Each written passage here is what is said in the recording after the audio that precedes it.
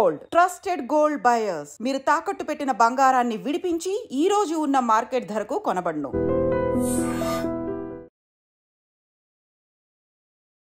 నమస్కారం, welcome to I dream. ధర్మ మార్గం విత్ విజిత కార్యక్రమానికి స్వాగతం.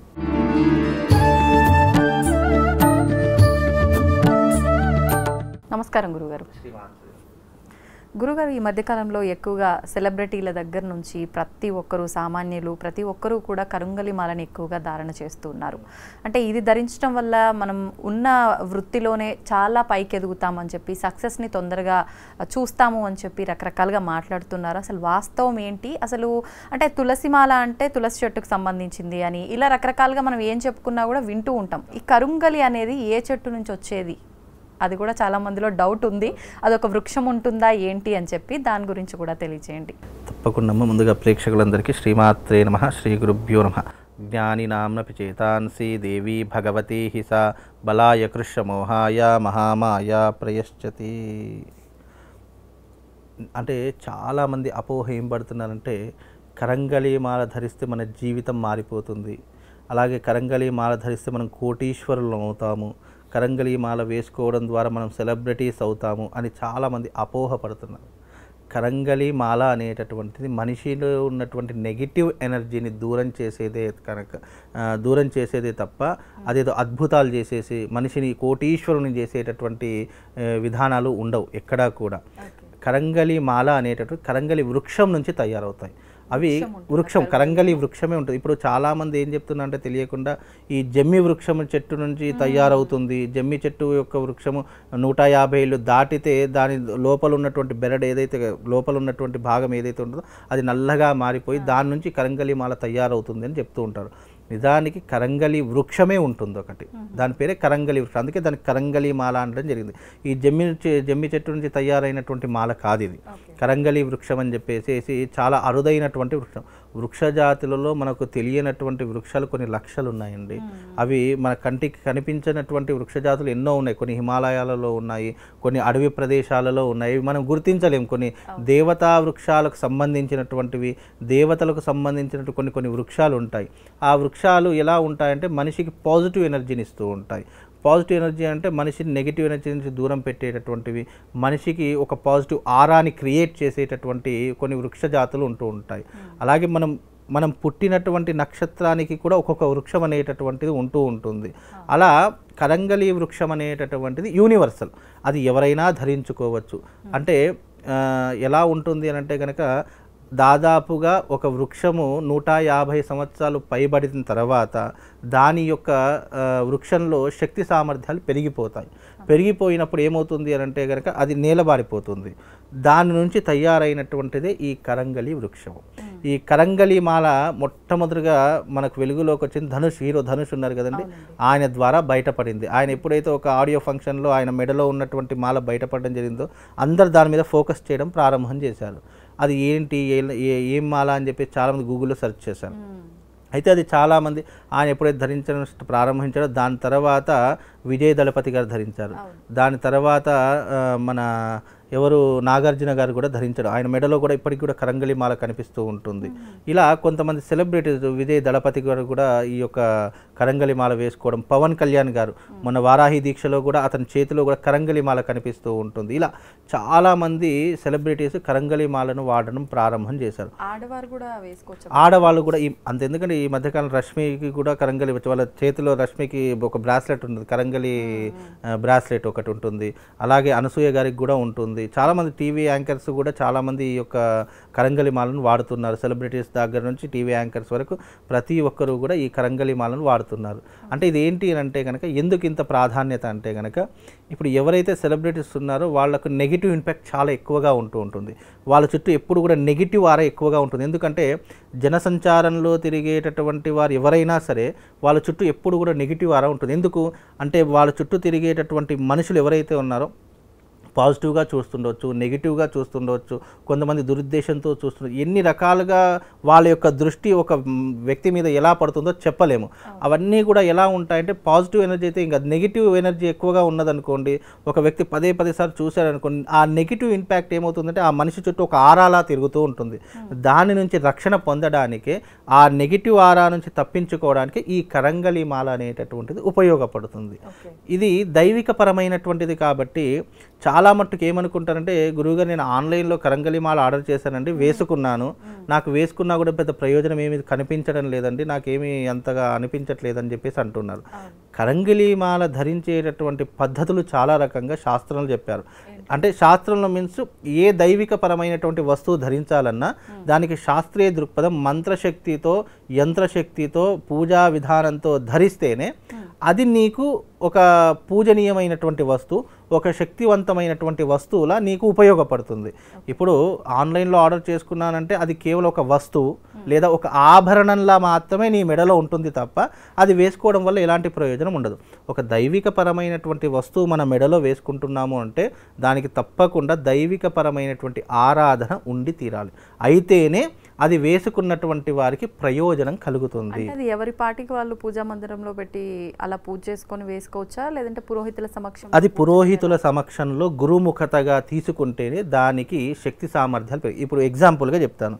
ఇప్పుడు మనం కోట్లు పెట్టి గుడి కడతామండి, అందులో ఒక విగ్రహ ప్రతిష్ఠ చేస్తాము. ఆ విగ్రహ ప్రతిష్ఠ చేసే మునుపు దానికి 3 రోజులు కానీ 5 రోజులు కానీ ఎన్నో క్రతువులు చేస్తాం. అంటే జలాదివాసం, ఒక రోజంతా నీళ్ళలో పడుకోబెడతాం స్వామివారి యొక్క విగ్రహాలను. ఎందుకంటే దాంట్లో ఏదైనా దోషం ఉన్నా, దాంట్లో ఏదైనా క్రిమి కీటకాలు ఉన్నా జలంలో కొట్టుకుపోతాయి అని చెప్పి. అలాగే 2 రోజులు ధాన్యాదివాసంలో పెడతాం. అంటే ఒక రోజంతా కూడా ధాన్యంలో నిండా పోసి విగ్రహాన్ని కప్పేస్తూ ఉంటాము. 3వది శయ్యాదివాసం, ఫలపుష్పాదివాసం చేస్తూ ఉంటాము. ఒక రోజంతా మొత్తం పూలతో, పళ్ళతో, అన్నిటితో నింపేస్తూ ఉంటాం. ఎందుకు ఇవన్నీ చేస్తామంటే ఆ విగ్రహంలో ఉన్నటువంటి శక్తిని ఉత్తేజపరచడానికి, ఆ శక్తిని జనరేట్ చేయడానికి ఇవన్నీ చేస్తాం. అంటే ఒక విగ్రహానికి ఇంత చేస్తాం. ఎందుకు చేస్తాము అంటే అది ఉలులతో కొడుతూ ఉంటాము, మనము సుత్తెలతో కొడుతూ ఉంటాము, దాని మీద కాలు పెడుతూ ఉంటాము. ఎన్నో రకాలైనటువంటి విధానాలతో ఒక శిల్పం తయారవుతుంది. దాంట్లో జీవకళ ఉట్టిపడాలి అంటే ఇన్ని క్రతువులు ఉంటాయి. అదే రకంగా ఒక మనిషి ఏదైనా దైవిక పరమైనటువంటి వస్తువు మన మెడలో వేసుకోవాలి అంటే దానికి పూజాది క్రతువులు లేకుండా వేసుకోకూడదు. అలా ఒకవేళ వేసుకున్నా అది ఎలాంటి ప్రయోజనాన్ని ఇవ్వదు. ఎందుకంటే అది కేవలం ఒక వస్తువులాగా, ఒక ఆభరణంలాగా నీ మెడలో ఉంటుంది తప్ప దానివల్ల ఎలాంటి ప్రయోజనం ఉండదు. అందుకే పాజిటివ్ అయినా సరే నెగిటివ్ అయినా ఏమీ ఉండదు, ఒక వస్తువు అంతే. కొంతమంది అది వేసుకున్న తర్వాత నాకు మంచిగా అనిపించలేదు, అంతా ఏదో చెడుగా అనిపించింది, అందుకే తీసేసా, ఇలా చెప్తూ ఉంటారు కదా. మరి అది మామూలు. ఇప్పుడు అలా అనిపించింది అనడం అనేటప్పుడు అది జాతక లోపంతో, మాల లోపం కాదు. ఎందుకంటే నువ్వు మాల వేసుకున్నప్పుడు ఒకలాగా, మాల తీసేసినప్పుడు ఒకలాగా ఉండదు. నువ్వు పూజనీయంగా వేసుకున్నావు అనుకోండి, అదేమవుతుంది, నీ చుట్టూ నెగిటివ్ ఆరా లేకుండా నేను ఒక రక్షణ కవచంలో కాపాడుతుంది. నువ్వు అది మాలలా మామూలుగా ఆన్లైన్లో ఆర్డర్ చేసుకున్నాను లేదా ఒక షాపులో తీసుకున్నాను అన్నాం అనుకోండి, అది మెడలో ఒక ఆభరణాలు, ఒక ఇప్పుడు మామూలుగా గోల్డ్ చైన్ వేసుకుంటామండి, దానికి ఏం పూజలు ఉండేవి, ఒక ఆభరణం మనం అందంగా కనిపించాలని వేసుకో. అలా అందంగా కనిపించాలని వేసుకునే కేటగిరీ ఒకటి ఉంటుంది. ఇది వేసుకోవడం వల్ల నాకు మంచి జరగాలి అనే ఉద్దేశం ఉన్నటువంటి కేటగిరీ ఒకటి ఉంటుంది. కాబట్టి కరంగలి మాల ధరించేటప్పుడు ఎప్పుడైనా కూడా దానికి పూజనీయంగా వేసుకుంటేనే అది మనకు ఒక రకంగా ఉపయోగపడుతుంది. అంతే తప్ప మామూలుగా వేసుకున్న తర్వాత మళ్ళీ నియమాలు ఏమైనా పాటించాల్సి 100% పాటించాలి. ఎటువంటి నియమాలు? ఈ నియమాలు ఎందుకు పాటించాలి అంటే ఒక దైవిక పరమైనటువంటి వస్తువుని మనం మెడలో వేసుకున్నప్పుడు దానికి తప్పకుండా అంటుముట్టు దోషం ఉంటుంది.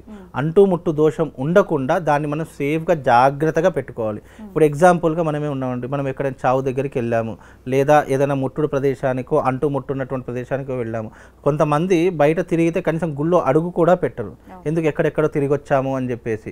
అలాగే మనం కూడా ఒక దైవిక పరమైనటువంటి కరంగలి మాల వేసుకున్నప్పుడు దానికి మెయిన్గా పాటించవలసిన నియమాలు: చావు దగ్గరికి డెడ్ బాడీస్ దగ్గరికి వెళ్ళకూడదు, అలాగే బాలంతల దగ్గరికి వెళ్ళకూడదు, పురుడున్నటువంటి వారి దగ్గరికి, మలమూత్ర విసర్జనకు వెళ్ళినప్పుడు అది మెడలో ఉండకూడదు, అలాగే మాంసము మద్యము స్వీకరించినప్పుడు మెడలో ఉండకూడదని శాస్త్రీయ దృక్పథం.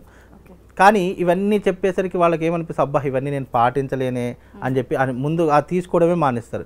కాబట్టి దీంట్లో ఎగ్జంప్షన్ ఏంటి అని అంటే కనుక ముఖ్యంగా చావు దగ్గరికి బాలంత దగ్గరికి పోయినప్పుడు తీసేయాలి. మామూలు మాధ్యము మాంసము తినేటప్పుడు తాగేటప్పుడు అది ఏం చేయాలంటే మన ఇంట్లో ఉన్నప్పుడు ఒక డబ్బాలో పెట్టుకొని దేవుడి మందిరంలో పెట్టుకోవాలి. మనం ఎప్పుడు అది ధరించుకోవాలి, ఎప్పుడు మెడలో ఉంటే బాగానే ఉంటుంది. మనం ఇలాంటి ఒక అసాంఘిక కార్యక్రమాలు చేయడం వల్ల దాంట్లో ఉన్నటువంటి శక్తి క్షీణిస్తుంది తప్ప మనిషికి ఏమీ ఎఫెక్ట్ ఉండదు. ఇప్పుడు పాజిటివ్ ఎనర్జీ కోసం ఒక వస్తువు వేసుకున్నాం అనుకోండి, దానికి పదే సార్లు నెగిటివ్ ఆరా తగలడం మొదలైంది అనుకోండి, అది ఏమవుతుంది అంటే మనం స్వయంకృత అపరాధం చేస్తున్నప్పుడు దాంట్లో ఉన్నటువంటి శక్తి క్షీణించిపోతుంది. కాబట్టి అలాంటివి చేయకూడదని శాస్త్ర నియమం. కాబట్టి మీరు కరంగలి మాల వేసుకునేటప్పుడు ఈ నియమాలు పాటించకపోతే మీరు 100 కరంగలి మాలలు వేసుకున్న వేస్టే అవి. ఇప్పుడు వీటిలో కూడా డూప్లికేట్ ఒరిజినల్ రకరకాలు ఎలా గుర్తించవచ్చు అంటారు? మరి ఒకటి ఒరిజినల్ వచ్చిందంటే దానికి కాపీ రైట్స్ వచ్చేస్తుంది, కాపీ వస్తుంది, నెగిటివ్స్ అంటే ఈ డూప్లికేట్స్ వచ్చేస్తూనే ఉంటాయి. ఏ వస్తువు అయినా సరే ఒక ఒరిజినల్ వస్తువు తయారు చైనా మాల్ వెంటనే రెడీ అయిపోతూ ఉంటుంది దానికి. అంటే కాబట్టి దీనికి ఏంటంటే సర్టిఫైడ్ ఉంటుంది. కెమికల్ ల్యాబ్లో టెస్టిఫైడ్ అయినటువంటి సర్టిఫికేట్స్ ఉంటాయి. ఆ సర్టిఫైడ్ అయినటువంటి కరంగలి మాల తీసుకోవడం చాలా మంచిది. మీరు ఎంత సర్టిఫైడ్ తీసుకున్నా దాన్ని పూజనీయంగా వేసుకోకపోతే వేస్టే. సర్టిఫైడ్ ఏంటి, ఇది ఒరిజినల్ కాబట్టి ఇది మనం పూజ చేసుకొని వేసుకోవడం ద్వారా మనకు శుభం లాభం చేకూరుతుంది. అలాగే చాలామంది దీన్ని కొంతమంది అలాగే వేసుకుంటారు, కొంతమంది వెండిలో అల్లి వేసుకుంటూ ఉంటారు. మామూలుగా వేసుకోవడానికంటే వెండిలో అల్లి వేసుకుంటే కొంచెం మంచి జరిగేటటువంటి అవకాశం కొంచెం స్ట్రాంగ్గా ఉంటుంది. కాబట్టి అట్లా వెండిలో వేసుకోవడం ద్వారా మనకు చూడడానికి చాలా బాగుంటుంది, నెగిటివ్ ఇంపాక్ట్ రాకుండా ఉంటుంది. అది మనకు ఒక రక్షణ కవచంలో ఎప్పటికీ కూడా కాపాడుతుంది. కాబట్టి కరంగలి మాల ధరించే ప్రతి ఒక్కరూ కూడా ఒరిజినల్తో పాటు మీరు ఎంత ఒరిజినల్ కావాలని కోరుకుంటున్నారో అది పూజనీయంగా పూజ చేసిన తర్వాతనే మీ మెడలో ధరించుకునే ప్రయత్నం చేయండి. మీరు ఆన్లైన్లో కొనుక్కున్నా సరే దగ్గరలో ఉన్నటువంటి ఆలయంలోకి వెళ్ళి అక్కడ స్వామివారికి పూజ చేసి ఇవ్వమని చెప్పండి. అది దాదాపుగా ఒక కరంగలి మాల పూజ చేసి ఇవ్వాలంటే 3 రోజులు సమయం పడుతుంది. లేదు మీకు అర్జెంట్ ఉంది అనుకుంటే స్వామివారి దగ్గర పెట్టేసి స్వామివారి దండం పెట్టేసుకొని మీరు వెడలో వేసుకునే ప్రయత్నం చేయండి. లేదు మీకు అవకాశం ఉంది అంటే దగ్గరలో ఉన్నటువంటి ఆలయంలోకి వెళ్ళి అక్కడ పూజారి గారికి ఇచ్చేసి ఇది 3 రోజులు స్వామివారి దగ్గర పెట్టిన తర్వాత నేను తీసుకెళ్తానని చెప్పి 3 రోజుల తర్వాత తీసుకొని వెళ్ళినా కూడా దాని యొక్క ఫలితం రెట్టింపు అవుతుంది. మంచి సత్ఫలితాలు పొందవచ్చండి. ధన్యవాదాలండి.